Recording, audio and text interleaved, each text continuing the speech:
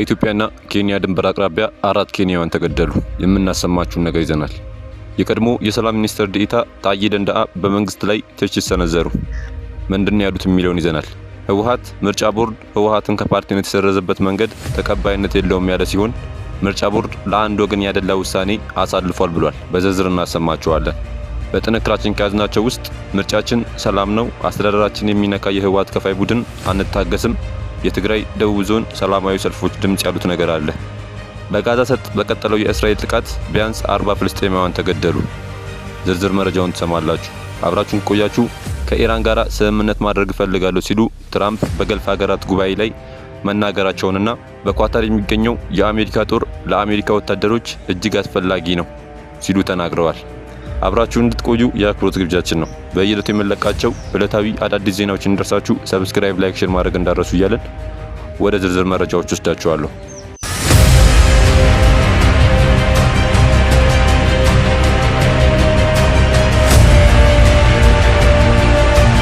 በኢትዮጵያና ኬንያ ድንበር አቅራቢያ 4 ኬንያውያን ተገደሉ።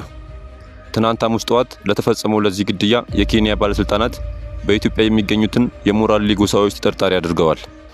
የአካባቢው አስተዳዳሪ ሙስጠፋ ኬቦ ግድያው መፈጸሙን አረጋግጠው የሞቱን በቱርክና ሐይቅ አሳ አስጋሪዎች መሆናቸውን አስረድተዋል። አሳ አስጋሪዎቹ ስራቸውን ካከናወኑ በኋላ በተኙበት ይህ ጥቃት ተፈጽሞባቸዋል የሚል ግምት እንዳላቸውም አስታውቀዋል። የአካባቢው ነዋሪዎች የተኩስ ሩምታ መስማታቸውን እንደተናገሩና ጥቃቱን የፈጸሙት ከኢትዮጵያ የመጡ የሞራሌ ጎሳ አባላት መሆናቸውን እንደገለጹም አስረድተዋል። የቱርካና ሐይቅ አሳ ማስገር መብት የተነሳ የኬንያው ቱርክናና የኢትዮጵያ ዳሳናች ጎሳዎች ከቅርብ ጊዜ ወዲህ ከፍተኛ ውዝግብ ውስጥ መግባታቸው ይታወቃል። ከጥቂት ወራት በፊት በዚሁ ውዝግብ የተነሳ ከ20 በላይ ኬንያውያን መገደላቸውን መዘገቡም አይዘነጋም። የኬንያው ፕሬዝዳንት ዊሊያም ሩቶ ይህንን አካባቢ በሚቀጥለው ወር ለመጎብኘትና ያለውን ውዝግብ በቅርበት ለመመልከት ማቀዳቸውን ዘገባዎች አስታውቀዋል። የቀድሞው የሰላም ሚኒስትር ዴኤታ ታዬ ደንደአ በመንግስት ላይ ትችት ሰነዘሩ። የቀድሞው የሰላም ሚኒስትር ዴኤታ ታዬ ደንደአ ትላንት በወቅታዊ ሀገራዊ ጉዳዮች ላይ በህግ ቋንቋ በሚል ርዕስ ባስተላለፉት አጭር መልእክት በመንግስት ላይ ጠንካራ ትችት ሰንዝረዋል። በመልእክታቸው ታዬ ደንደአ በአሰሪና በሰራተኛ መካከል ያለው ግንኙነት በመብትና በግዴታ ላይ የተመሰረተ እንጂ በማባበልና በማስፈራራት ሊፈታ እንደማይችል በመግለጽ መንግስት በተገበረው ብልሹ የኢኮኖሚ ፖሊሲና በሚከተለው ዘላቂ የጦርነት ፕሮጀክት ምክንያት ሰራተኛው ወይም ዜጋው ለዕለት ጉርሱ በሚጠይቅበት ጊዜ ማስፈራራትና ማባበል ተገቢ እንዳልሆነ ተናግረዋል።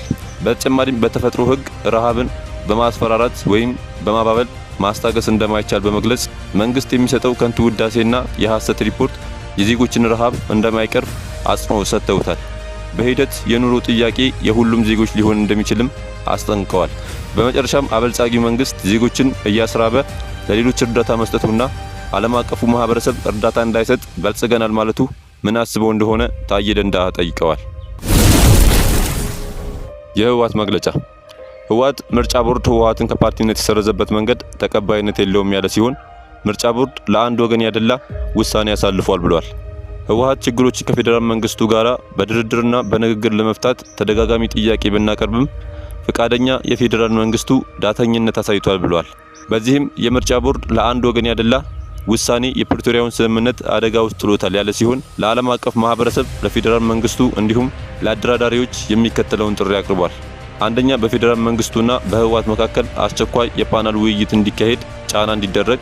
ሁለተኛ፣ የአፍሪካ ህብረት የጸጥታው ምክር ቤት ይህን ጉዳይ አጀንዳ እንዲያደርገውና በቀጣይ ስብሰባ ሲቀመጥ እንዲወያይበትና የምርጫ ቦርዱን ውሳኔ እንዲመረምር። ሶስተኛ፣ ውይይቱ እስከሚደረግ የፌደራል መንግስቱ የምርጫ ቦርዱን ውሳኔ እንዲሰርዝ ጫና እንዲያሳድርና ግፊት እንዲያደርግ ጠይቋል።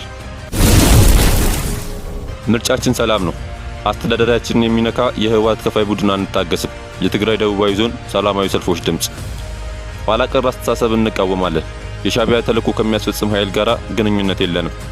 ግንቦት 7 ቀን 2017 ዓ.ም በትግራይ ደቡባዊ ዞን ማይጨው ከተማ የደብረ ጽዮን ገብረ ሚካኤል ህወሓት ባለፈው ሳምንት የሰጠውን ጋዜጣዊ መግለጫ የሚቃወም ሰልፍ ተካሂዷል። ትናንት ግንቦት 6 ቀን 2017 ዓ.ም ከኢትዮጵያ የፖለቲካ ፓርቲዎች የተሰረዘው ህወሓት ሊቀመንበር ደብረ ጽዮን ገብረ ሚካኤል ባለፈው ሳምንት ወይን ለተባለ የድርጅታቸው ልሳን በሰጡት ቃል ድርጅታቸው በክልሉ ደቡባዊ ዞን የአመራር ማስተካከያ እንደሚያካሂድ ዝተው ነበር። የዞኑ አስተዳደር በመራውና ባስተባበረው ትላንት በተካሄደው ሰላማዊ ሰልፍ የሊቀመንበሩን መግለጫ ሙሉ በሙሉ በመቃወም ቡድኑ ያሰበውን ከመፈጸም እንዲቆጠብ የሚያስጠነቅቁ የቁጣ ድምጾች ተሰምተዋል። በሰልፉም ላይ ምርጫችን ሰላም ነው፣ አስተዳደራችን ለሚነካ የህወሓት ከፋይ ቡድን አንታገስም፣ ኋላ ቀር አስተሳሰብን እንቃወማለን፣ የሻዕቢያ ተልዕኮ ከሚያስፈጽም ኃይል ግንኙነት የለንም፣ በመስለን አንመራም የሚሉና ሌሎች መፈክሮች ተደምጠዋል። በሰላማዊ ሰልፉ የተገኙ ዳግም ጦርነት እንዳይቀሰቀስ ስጋት ያደረባቸው እናቶች በምህላና እንባ መሬት ላይ ተኝተው ሲማጸኑ ታይተዋል። በሰላማዊ ሰልፉ በመገኘት መልእክት ያስተላለፉት የማይጨው ከተማ ከንቲባ ዮሐንስ አዱኛውና የዞኑ ዋና አስተዳዳሪ ሀፍቶ ኪሮ ህዝቡ ሰላሙን እንዳይነጠቅ ከማንኛውም ጊዜ በላይ ንቁ መሆን አለበት ብለዋል። ሰልፉ ከትናንቱ የህወሓት ስረዛ ተያያዥነት የሌለው ቀድሞ የተያዘ ፕሮግራም እንደሆነ ተረጋግጧል። ከሁሉም የህብረተሰብ ክፍሎች የተውጣጡ ተሳታፊዎች ያካሄዱትን ሰልፍ በሰላም ማጠናቀቃቸውን ከማይጨው ኮሚኒኬሽን ጽህፈት ቤት ያገኘነው መረጃ ያሳያል። በጋዛ ሰርጥ በቀጠለው የእስራኤል ጥቃት ቢያንስ 40 ፍልስጤማውያን ተገደሉ። በሐማስ የሚመራው የጤና ሚኒስቴር እንደገለጸው ባለፉት ወራት በቀጠለው የእስራኤል ጥቃት የተነሳ ከ52000 በላይ ሰዎች የተገደሉ ሲሆን በህይወት የተረፉት ደግሞ በከባድ በሆነ የጤና ሁኔታ ውስጥ ናቸው ብሏል። በአንድ ሌሊት እስራኤል በደቡባዊ ጋዛ በወሰደችው የአየር ጥቃት ህፃናትን ጨምሮ 40 ፍልስጤማውያን መሞታቸውን ከስፍራው የሚወጡ መረጃዎች አመላክተዋል። ከ7 ቀናት በኋላ ጦርነቱ ዳግም ማገርሸቱን ተከትሎ ባለፉት 24 ሰዓታት እጅግ በጣም ኃይለኛ በሆነው የእስራኤል 9 የአየር ጥቃት ቢያንስ 40 ፍልስጤማውያን ተገድለዋል። ጥቃቱ ያነጣጠረው በደቡባዊ ጋዛ ታላቁ ከተማ ካን ዩኒስ ላይ ነበር። በካን ዩኒስ የሚገኘው የናስር ሆስፒታል የህክምና ምንጭ እንደተናገረው ተጎጂዎቹ ህፃናትን ያካተቱ ናቸው ብለዋል። ጥቃቱ የተፈናቀሉ ቤተሰቦችን በከተማውና በአካባቢ በሚገኙ ቤቶችና ድንኳኖች ላይ ደርሷል። በከተማው ዋና ሆስፒታል ውስጥ በአስክሬን ማቆያ ክፍል በአስክሬን ተጨናንቋል። የድንገተኛ ክፍል ኮሪደሮች በተጎዱ ሰዎች መሞላታቸውን ከስፍራው የሚወጡ ዘገባዎች ያሳያሉ። ከመጋቢት አጋማሽ ጀምሮ እስራኤል ምግብ፣ መድኃኒትና ሌሎች እርዳታዎችን ወደ ጋዛ እንዳይገባ ከልክላለች። ወደ 2.1 ሚሊዮን የሚጠጋ የጋዛ ህዝብ በጣም አሳሳቢ የረሃብ አደጋ ላይ እንደሚገኝና እጅግ ከፍተኛ የምግብ ዋስትና እጦት እንደተጋረጠበት የገለጸውን የተባበሩት መንግስታት ድርጅት እገዳው ላይ ዓለም አቀፉ ውግዘት እየቀረበ ይገኛል። የእርዳታ ድርጅቶች ባወጡት መግለጫ ሰዎች በረሃብ እየተሰቃዩ ነው፣ በተበከለ ውሃ ታመዋልና ሊታከሙ በሚችሉ በሽታዎች ህይወታቸውን እየተነጠቁ ነው ሲል ተደምጧል። ቢቢሲ እንደዘገበው እስራኤል ዓለም አቀፉ ጋዜጠኞችን ወደ ጋዛ እንዲገቡ አትፈቅድም። ስለዚህ በቀጥታ ከጋዛውያን በሚላኩ መልእክቶች የድምጽ መረጃና ምስሎች ያለውን ሰቆቃ ለመመዝገብ ተገደናል ብሏል። በተባበሩት መንግስታት ድርጅት የተደገፈ ግምገማ እንደሚያሳየው ግማሽ ሚሊዮን ሰዎች ወይም ከአምስቱ አንዱ በጋዛ ረሃብን እየተጋፈጡ ነው ይላል። በሚቀጥሉት 11 ወራት ወደ 71000 የሚጠጉ ከ5 ዓመት በታች ያሉ ህፃናት ለከፋ የምግብ እጥረት ይጋለጣሉ ተብሎ ይጠበቃል። ሌሎች የረድኤት ኤጀንሲዎች እገዳው የጦር ወንጀል ሊሆን እንደሚችልና እስራኤል የምትከተለው የረሃብ ፖሊሲ ሊሆን እንደሚችል ተናግረዋል። እስራኤል በጋዛ የረሃብ ችግር አለ መባሉን ግን አስተባብላለች። ሐማስ የቀሩትን ታጋቾች እንዲፈታ ጫና እያደረገች መሆኑን ትገልጻለች። ከኢራን ጋር ስምምነት ማድረግ እፈልጋለሁ ሲሉ ትራምፕ በገልፍ ሀገራት ጉባኤ ላይ ተናገሩ። ትራምፕ በገልፍ ሀገራት የአረብ መሪዎች በተሰበሰቡበት ይህን ጉባኤ ብዙዎች በቅናት ይመለከታሉ ብለዋል። በዚህ ቀጠና ሊደረስባቸው የሚችሉ አስደናቂ ስምምነቶች አሉ ሲሉ አክለዋል። ትራምፕ የባይደን አስተዳደርን ብቃት የጎደለው በመሆኑ ይህንን ክፍተት ፈጥሯል ሲሉ ከሰዋል። የአሜሪካው ፕሬዝዳንት በዚህ ጠረጴዛ ላይ ያሉ ሰዎች የእኔ ታማኝነት የት እንዳለ ያውቃሉ ብለዋል። ይህን ተከትሎ ከኢራን ጋር ስምምነት ማድረግ እንደሚፈልጉ በመናገር ይህ እንዲሆን ግን ሽብርን መደገፍ ማቆምና ኒውክሌር ጦር መሳሪያ ሊኖረው አይገባም ሲሉ ተደምጠዋል። የዩናይትድ ስቴትስ ፕሬዝዳንት ለፍልስጤማውያን የወደፊት ደህንነትና ክብር ተስፋ አደርጋለሁ ያሉ ሲሆን ነገር ግን የጋዛ መሪዎች በሁከት የሚቀጥሉ ከሆነ ይህ ሰላም ሊሆን አይችልም ሲሉ ተናግረዋል። ትራምፕ አክለውም በዚህ ክፍል ውስጥ ያሉ መሪዎች ይህን ግጭት ወደ ፍጻሜው ለማምጣት የወሰዱትን ገንቢ ሚና አድንቀዋል። እስራኤላዊው አሜሪካዊ ታጋጅ ኤዳን አሌክሳንደር እንዲለቀቅ ላደረጉት ድጋፍም መሪዎችን አመስግነዋል። በሌላ በኩል የአሜሪካው ፕሬዝዳንት ዶናልድ ትራምፕ ጊዜያዊ የሶሪያ ፕሬዝዳንት አህመድ አልሻራ፣ የሳውዲው አልጋ ወራሽ ልዑል መሐመድ ቢን ሳልማን እና የቱርኩ ፕሬዝዳንት ረሲብ ጣይብ ኤርዶሃን በበይነ መረብ መክረዋል።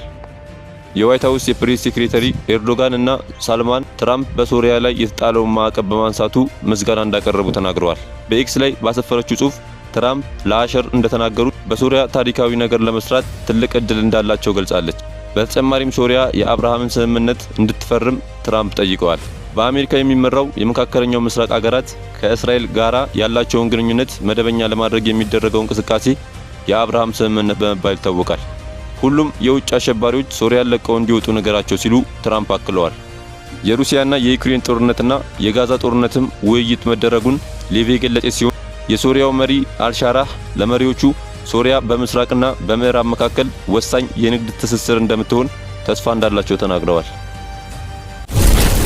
በኳታር የሚገኘው የአሜሪካ ጦር ለአሜሪካ ወታደሮች እጅግ አስፈላጊ ነው ተባለ። ትራምፕ በኳታር የሚገኘው የአሜሪካ ጦር ሰፈር በአሜሪካና በኳታር መካከል ያለው የስትራቴጂክ ግንኙነት ቁልፍ አካል ነው ሲሉ ተደምጠዋል። ከአንድ ዓመት በፊት ሁለቱ ሀገራት የመሰረቱት ስምምነት ለቀጣዮቹ 10 ዓመታት ለማራዘም ወስነዋል። 38 ቢሊዮን ዶላር ኢንቨስት ለማድረግ የማሰብ ስምምነትን ተፈራርመዋል። ከወታደራዊ እይታ አንጻር በመካከለኛው ምስራቅ ለሚንቀሳቀሱ የአሜሪካ ወታደሮች መሰረቱ እጅግ በጣም አስፈላጊ ነው። የስለላ መረጃን በመሰብሰብ ረገድ ከፍተኛ ጠቀሜታ አለው። በሌላ በኩል የኳታር አየር መንገድ 210 ያህል 787 ድሪም ላይነር እና 777 ኤክስ አውሮፕላኖችን በ96 ቢሊዮን ዶላር ለመግዛት ከቦይንግ ጋር ያደረገውን ስምምነት ትራምፕ በዶሃ በመገኘት ታሪካዊ ሲሉ አሞካሽተዋል። የዩናይትድ ስቴትስ የኢነርጂ ጸሐፊ ክሪስ ራይት ከፕሬዝዳንቱ ጋር በመካከለኛው ምስራቅ ጉብኝታቸው ላይ ካሉት የትራምፕ ካቢኔ አባላት መካከል አንዱ ናቸው። ሐሙስ ዕለት በኤክስ ላይ በለጠፉት ጽሑፍ ራይት በሳውዲ አረቢያ የትራምፕን ንግግር ዋና ጨብጥ በድጋሚ አንስተዋል። በክልሉ ውስጥ ያሉ አዲስ ትውልድ መሪዎች ሰላማዊና የበለጸገ የወደፊት ሁኔታን ለመፍጠር የቆዩ ግጭቶችንና መከፋፈልን ማሻገር ያስፈልጋል ብለዋል። ፕሬዝዳንት ትራምፕ ፍጹም ትክክል ናቸው፣ የመካከለኛው ምስራቅ የወደፊት ዕጣ ፈንታ ንግድ እንጂ ትርምስ አይደለም ሲሉ ራይት ጽፈዋል። ተመልካቾቻችን ለዛሬ የያዝንላችሁን ርዕሰ ጉዳዮች እዚህ ላይ ቋጨን። ላይክ፣ ኮሜንት፣ ሼር በማድረግ ለቻናላችን ድጋፋችሁን መግለጽ እንዳዘነጉ እያልን ከሌሎች መረጃዎች ጋር ደግመን እስክንገናኝ ቸር ያሰማን።